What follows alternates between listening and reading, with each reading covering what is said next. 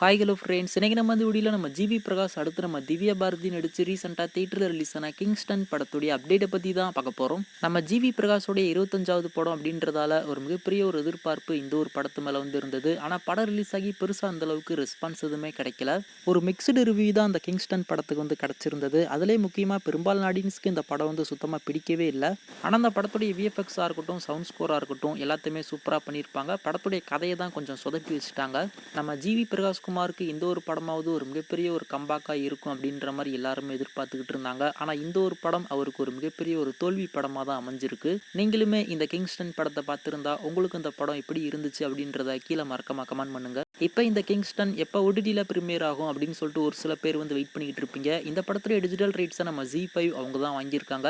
தேட்டரில் ரிலீஸ் ஆகிட்டு ஒரு 4 வாரம் அப்படி இல்லைனா ஒரு 5 வாரம் கழிச்சு இந்த கிங்ஸ்டன் படத்தை ZEE5ல எக்ஸ்க்ளூசிவாக ப்ரீமியர் பண்ணுவாங்க. ஆனால் இருந்தாலும் நம்ம எப்பவுமே பேசிக்கிட்டு இருக்கிற அந்த ஒரு ஓடிடியில் அந்த கிங்ஸ்டன் சர்ப்ரைஸாக ப்ரீமியர் ஆக போகுது. அதாச்சும் இன்னைக்கு நைட்டு அப்படி இல்லைனா நாளைக்கு காலையில் இந்த கிங்ஸ்டன் அந்த ஒரு ஓடிடியில் அவைலபிளாக இருக்கும். இதெல்லாம் மட்டும் இல்லாமல் இதுக்கு முன்னாடியும் ஒரு சில விஷயங்கள்லாம் அன்அஃபிஷியலாக நடந்து முடிஞ்சிருச்சு. அது எல்லாத்தையுமே நீங்கள் கண்டிப்பாக பார்த்துருப்பீங்க. இருந்தாலும் இப்போ இந்த கிங்ஸ்டன் அந்த ஒரு ஓடிடியில் ப்ரீமியர் ஆக போகுது. நீங்கள் யாருனாச்சும் இந்த படத்தை வந்து பார்க்கல, இல்லை உங்களுக்கு யாருக்காச்சும் இந்த படத்தை வந்து பார்க்கணும் அப்படின்ற ஒரு ஐடியா இருந்துச்சுன்னா அந்த ஒரு ஓடிடியில் இந்த கிங்ஸ்டன் படத்தை போய் பாருங்கள்.